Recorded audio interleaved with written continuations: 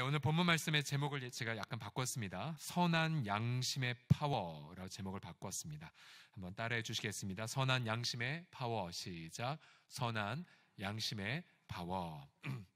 자, 우리가 존경하는 믿음의 선배들의 공통점이 있습니다. 그분들은 극한 시련 속에서도 선한 양심을 지켰다는 면에서 우리의 존경을 받죠. 가령 손영원 목사님을 떠올려 보십시오. 자기 두 아들을 죽인 자가 사형 언도를 받았지만 목사님은 재판소에 뛰어가서 그를 사면해달라고 탄원을 했죠. 주변에서 만류했지만 이 목사님은 그 극한 슬픔과 고통 속에서도 선한 양심을 선택했죠.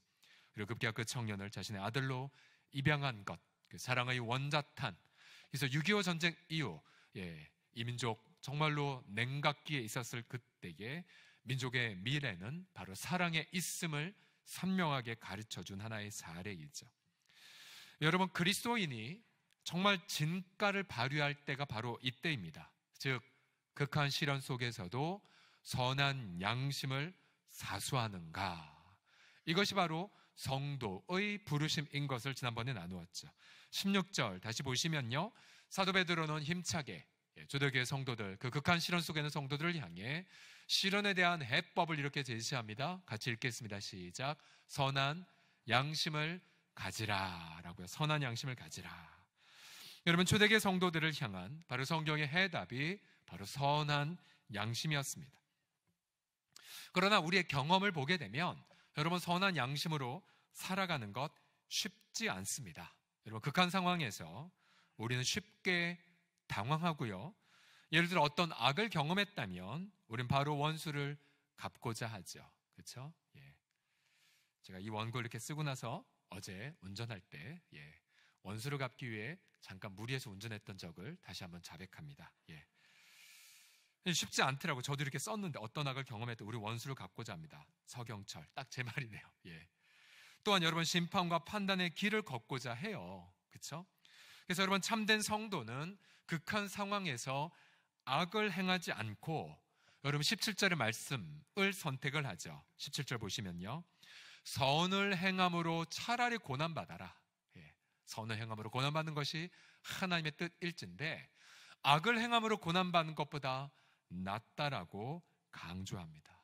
즉, 차라리 고난 속에서 악을 선택하지 말고 계속 고난이 반복된다 할지라도 그 속에서 선한 양심을 지키기 위해 몸부림치라라는 그런 이야기죠.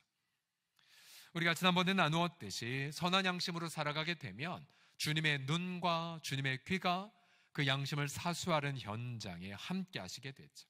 그래서 주님의 특별한 돌보심, 그리고 주님의 특별한 그런 능력을 경험하게 됩니다. 오늘 본문에선 사도 베드로는 이러한 문맥하에, 즉 선한 양심으로 살아라 하는 이런 문맥하에 선한 양심으로 살 때 더한 능력이 있음을 오늘 제시합니다. 우선 베드로는 18절에서 그리스도의 모본을 이렇게 제시하죠. 보세요. 그리스도께서도 단번에 죄를 위하여 죽으사 의인으로서 불의한 자를 대신하셨다.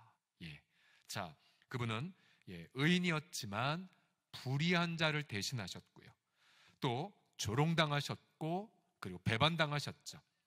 그러한 극한적 상황에서도 예수님은 끝까지 선한 양심을 지키셨죠.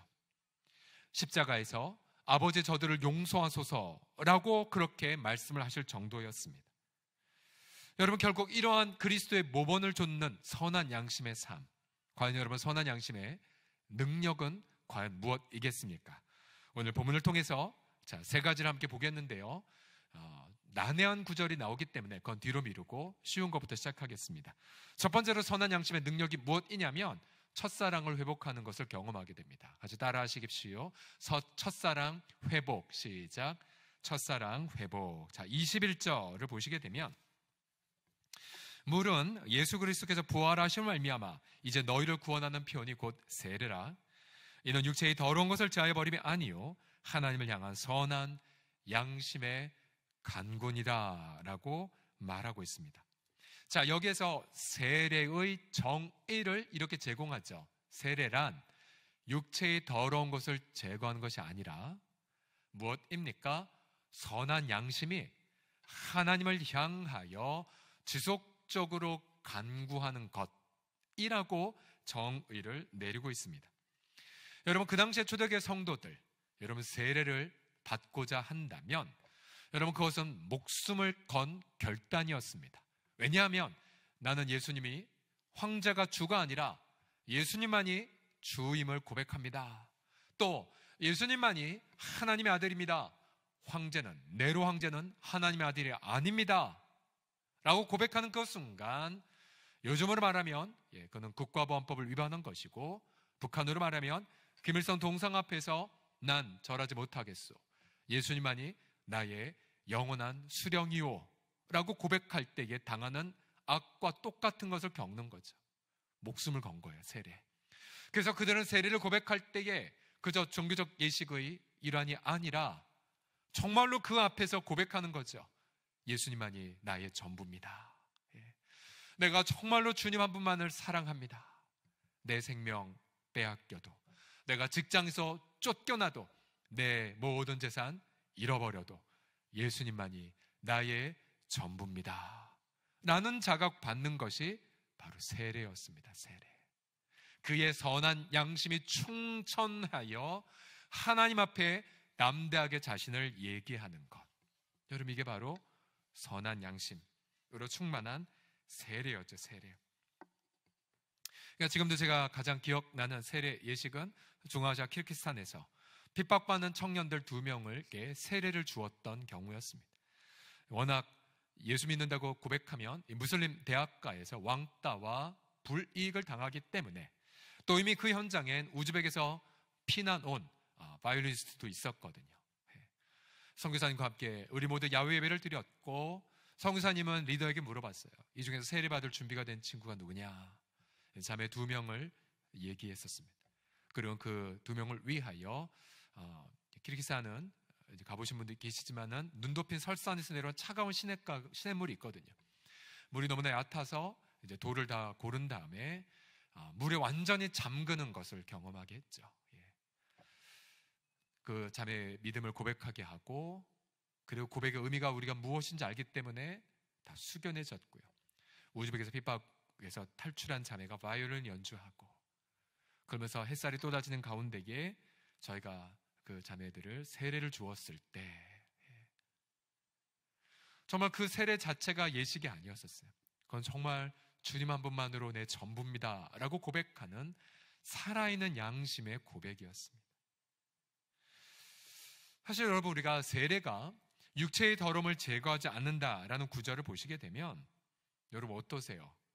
굉장히 실망이 되지 않습니까? 여러분, 우리가 한 주간 특세를 해도 여전히 우리 속엔 죄성이 남아있고요, 우리가 40일을 금식한다 한들 여전히 우리 육체 속엔 더러운 게 제거가 안 돼 있어요. 여러분, 우리도 마찬가지죠. 저도 이번 한 주간 동안 어쩔 땐 성령 충만했다가, 어떨 땐 나태했다가, 어쩔 땐 정말 주님의 영광에 붙들려 정신없이 가다가, 또 그렇게 정말 멍청하게 있을 때도 있었습니다. 여러분, 우리 속에 여전히 더러운 것들이 남아있어요. 자, 그러면 어떻게 그것을 해결합니까? 바로 그 해답은 바로 세례 때 고백한 그 첫사랑의 고백. 정말 우리의 속에는 선한 양심이 외침을 좇아서 죄를 토설하고 죄를 자백하고, 그리고 주 앞에 엎드려 회개하는 거죠. 끊임없이 회개하면서 우리 첫사랑을 기억하게끔 우리가 선한 양심의 도움을 경험하는 겁니다. 여러분, 성자는 단 한 번도 죄를 짓지 않는 자가 아니라, 성자는 선한 양심의 목소리를 듣고 즉시 회개하는 자이죠. 다시 주 앞에 나아가 마음을 드리는 자, 주님이 다시 성령 충만을 주실 때까지 엎드리는 자, 여러분, 이것이 바로 세례의 의미를 성취하는 것입니다. 저와 여러분 날마다, 매 순간마다 선한 양심으로 나아가 주님을 향한 첫사랑의 고백, 그 고백으로 날마다 나아가는 저와 여러분 다 되기를 예수님의 이름으로 축복합니다. 자, 옆사람 보며 고백하겠습니다. 날마다 첫사랑의 고백으로 나아갑시다 라고 시작. 날마다 첫사랑의 고백으로 나아갑시다. 아멘. 자, 두 번째, 선한 양심의 능력이 무엇이냐면 주님의 통치를 체험하는 데에 있습니다. 주님의 통치를 체험. 우리가 선한 양심으로 사는 것 굉장히 소극적으로 볼 때도 있고 또 나만 바보같이 보일 때도 있지만 아니요, 그렇지 않다는 거예요.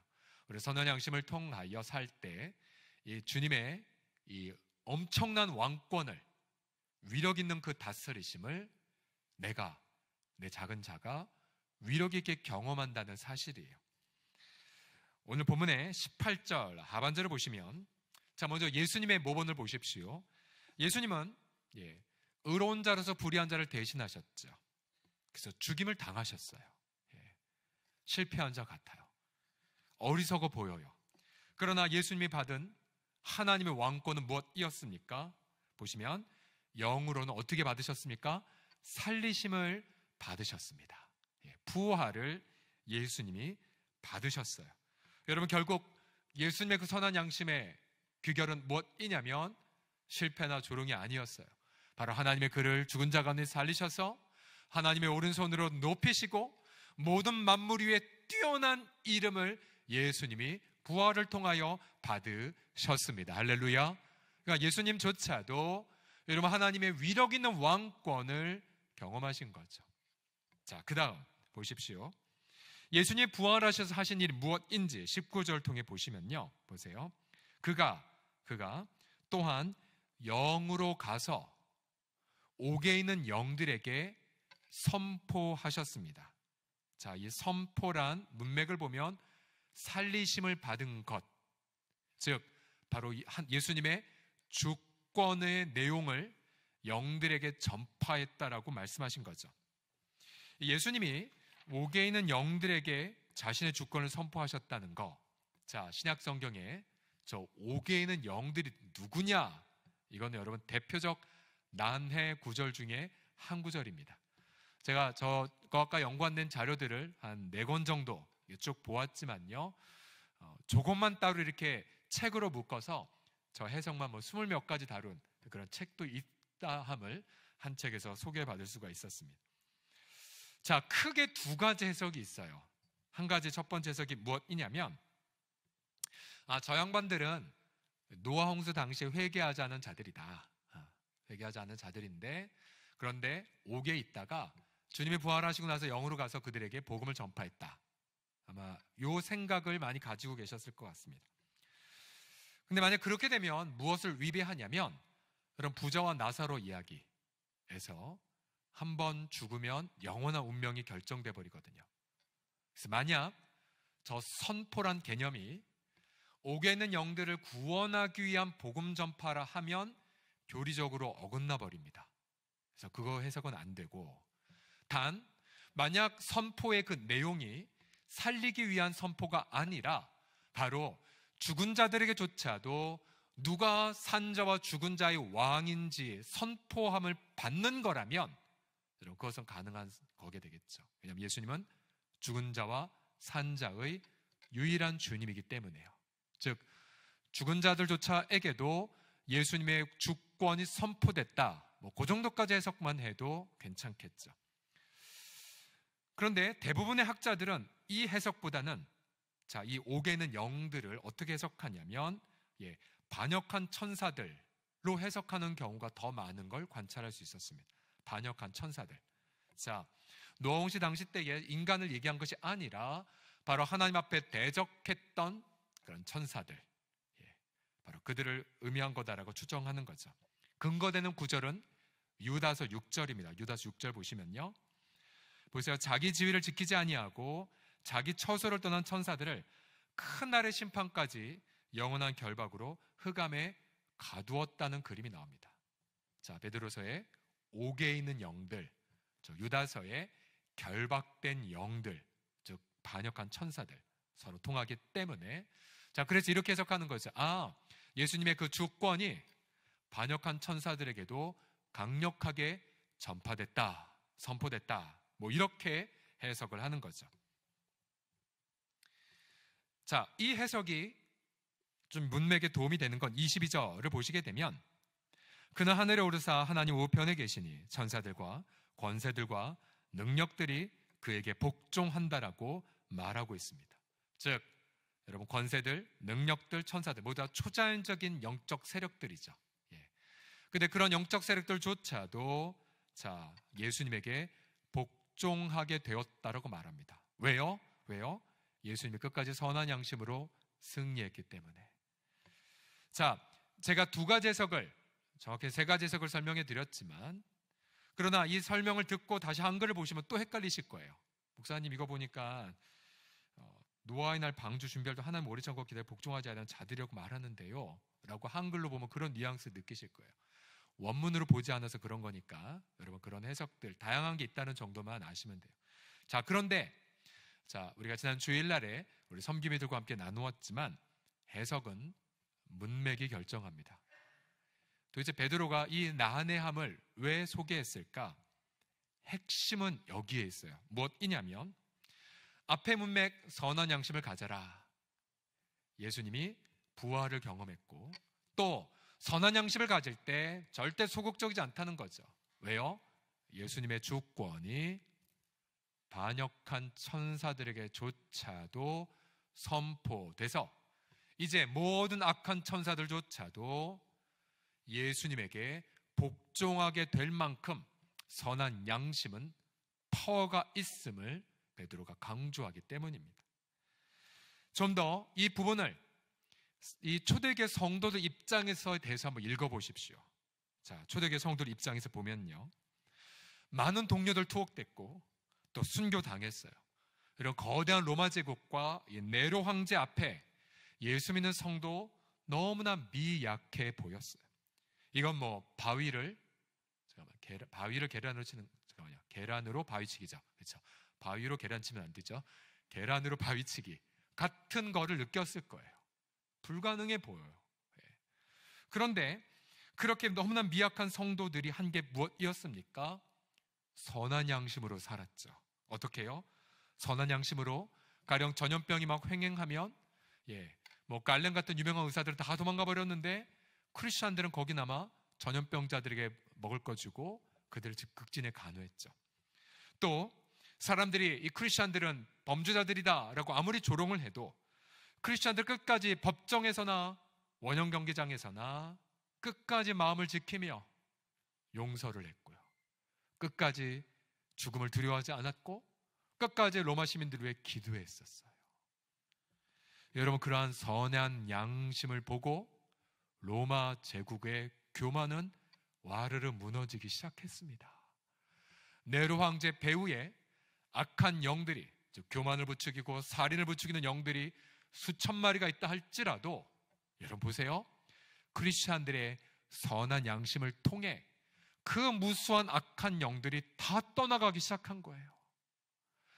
결국 선한 양심을 통해 예수님의 주권이 드높여졌고 예수님의 주권이 드높여지자 이 땅에 돌아다니는 악한 영들이 다 사라지기 시작한 겁니다.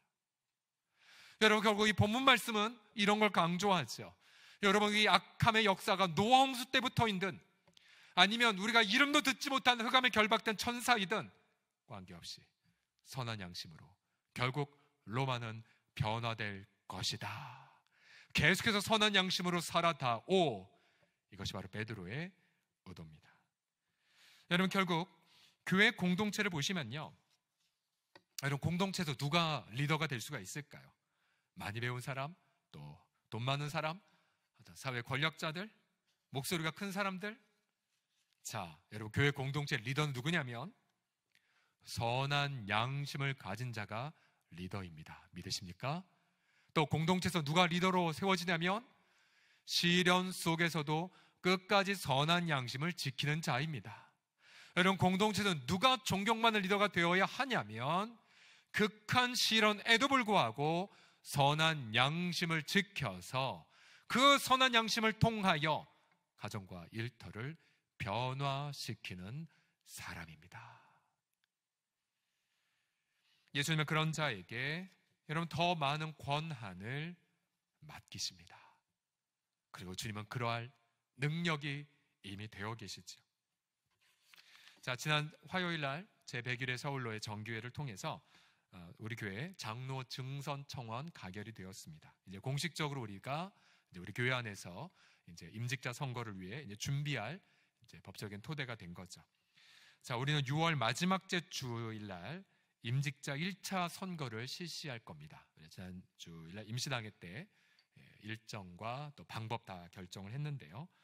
그리고 또 이번에는 좀 다르게 투표소를 설치할 예정입니다.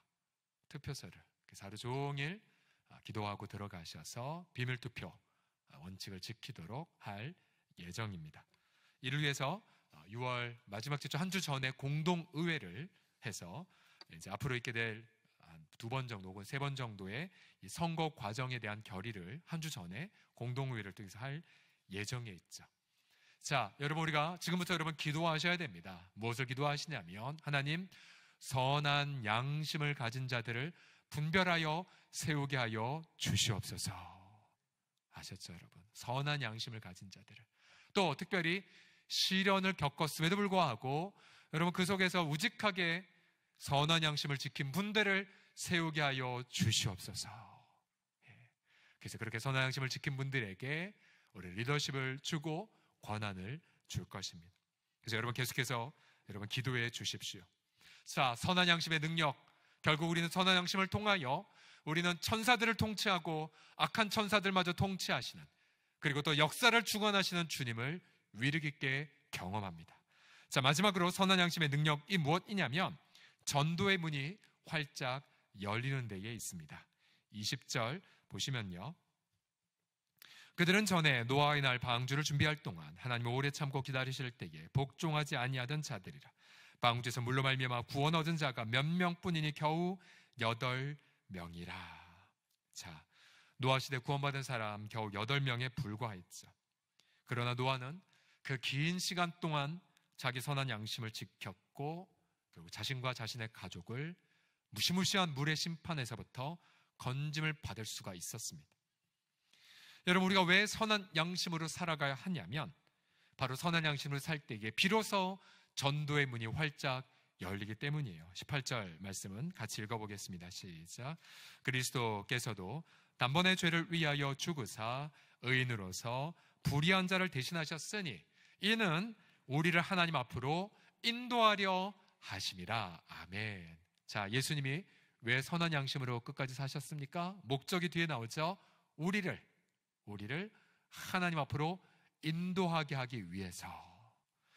만약 예수님이 그럴 가능성은 불가능하지만 선한 양심으로 살지 않으셨다, 십자가에서 못 박히셨을 때에 이놈들 내가 누군지 몰라 혼내줘야겠다 하고는 능력을 발휘해 못을 뜯고는 내려가서 다 처단을 하셨다면 우리는 하나님께로 나아갈 길을 지금도 얻지 못했을 것입니다.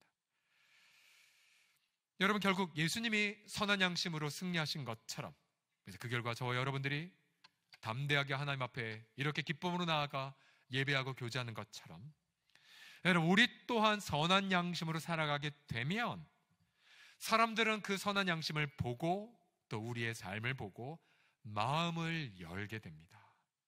그리고 그들 우리의 태도를 보고 복음에 관심을 기울이게 되죠.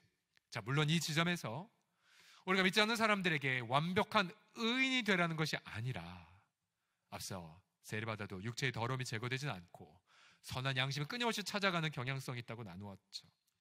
우리가 실패하면 실패한 대로 고백하고요, 우리가 잘못했으면 잘못함을 그대로 고백하고요, 그러면서 우리 내면서 끊임없이 하나님 향한 선한 양심으로 나아가고픈 열망이 있음을 느끼게끔 오픈하는 거죠. 여러분, 그러면 전도의 문이 활짝 열려지게 됩니다. 여러분, 머리 갈 것 없이 우리 공동체의 케이스들을 보십시오. 이번 이제 다음 주에 수요일 날 4월 20일 장애인의 날이지 않습니까? 그래서 이번 한 주간 장애인 비장애인들 함께 어울려 사는 아름다운 하나님 나라 공동체 이루게 달라고 기도했었는데요, 우리가 아름 공동체를 세우고 나서 우리 장애인들과 함께 동행했을 때에 여러분, 그들의 어머니들의 마음이 활짝 열려서 예배에 참석하고 또 사랑방에 참석하고, 여러분, 그런 전도의 문이 열리는 걸 여러분 보지 않으셨습니까? 네, 여러분, 지금도 적지 않은 성도들이 미혼모 자매들을 말없이 보이지 않게 섬기고 있어요. 반찬을 해서 갖다 주고 또한 그들의 필요를 정말 말없이 섬기고 있어요. 오늘도 미혼모 자매 4가정을 묘모 자매들의 가장 필요가 밖에 외출 한번 나아가는 건데, 역시 우리 지체들이 어느 지체는 차량으로, 어느 지체는 음식 등으로 섬겨서, 오늘 날씨 너무 좋았잖아요. 우리 자매들과 더불어서 근처에 공원에 가 행복한 시간을 보내고 오셨어요. 사진을 오후에 받았는데 얼마나 행복해 보였는지 몰라요. 여러분, 그렇게 선한 양심으로 섬겼을 때에 여러분, 그 자매들이 벌써 4명이나 우리 공동체 나오고 있는 걸 보십시오. 전도의 문이 활짝 열리고 있는 걸 보십시오. 사실 코로나 이전까지만 하더라도 우리 공동체는 커뮤니티 철치, 이 지역사회 한 일원의 입장에서 우리가 중요한 걸 하나 한 것이 화장실을 활짝 오픈하지 않습니까? 1층 화장실. 물론 오픈하다 보면 기억나시 1층 화장실 무지 지저분할 때도 있고 그렇게 냄새날 수 있었지만 우직하게 여는 걸 지켰었죠. 코로나 때문에 방역상 우리가 어쩔 수 없이 닫을 수밖에 없었지만, 여러분 관련자들이 연구해 주셔야 돼요. 이제 사회가 거리 두기도 다 풀리고 이제 먹는 것까지 허용한다면 우리 그동안 1층 닫았던 것 이제 활짝 오픈해야 되지 않겠습니까? 또한 우리가 지난 3년 동안 블레싱 코리아를 이제 만 2년을 섬겨셨죠. 첫 해는 원래 그 전해에 코로나 올 줄 몰랐지만 안식을 하나님이 주셨기 때문에 안식으로 하루 쉬었고, 그 다음에 2년차 때는 작년 코로나 때문에 갈 수 없었고, 이제 올해 3년차가 들어가지만 올해는 가만히 있으면 안 되겠죠. 물론 예전처럼 대규모로 갈 수는 없을지 모르겠지만 최소한 기도라도 할 어떤 그러한 액션을 취해야 되지 않겠습니까? 전 그래서 이번 부활절날 우리 한 지역에서 우리 화재망 대대를 섬기러 가는 그 발걸음은 단지 그 작은 이들의 발걸음이 아니라는 생각이 들어요. 이제 다시 회복될 블레싱 코리아의 첫 서곡이 이미 울려 퍼지고 있다라는 확신을 갖게 됩니다. 또 우리가 해마다 5월 달에 지역사회를 섬기기 위해 우리 동네 가족 페스티벌을 했잖아요. 기억나시죠? 바이킹 가져와서 전선 부딪힐 만큼까지 이렇게 애들 태우고 또 물놀이 하게 하고, 참 놀라운 건 첫 출발이 이거였죠. 지역사회에 놀 곳이 없기 때문에 우리 가족들에게 정말 하루만은 우리 교회가 놀이동산이 되어보자, 그냥 그런 마음이었지 않습니까? 근데 그렇게 섬겼을 때마다 꼭 해마다 그런 일이 있었어요. 전도가 되었어요. 그래서 가족들이 등록하고. 맞아요, 여러분. 우리는 계속해서 무엇을 경험하고 있냐면 선한 양심으로 무엇이든 괜찮아요. 선한 양심으로 섬기면 섬길수록 복음 전도의 문이 활짝 열리는 것을 계속해서 우리가 보고 있습니다. 여러분, 결국 우리는 계속해서 이제 거리두기가 폐지가 되면서 이제 기도해야 됩니다. 하나님, 그동안 코로나 핑계 삼아 선한 양심대로 살지 못했던 교회적 행함들, 하나님, 우리 무엇부터 해야 되겠습니까? 라고요. 여러분, 기도하시면서 하나씩 찾아가셔야 됩니다. 그러나 여러분, 코로나 이전과 달라진 건 하나가 있어요. 오늘도 금요일날 교육자 모임에서 함께 나누었지만, 혹시 코로나 이전에 어떤 우리의 열정에만 사로잡혀 무조건 어떤 사역만 계획하고 소진되기까지 섬겼을런지 모르겠어요.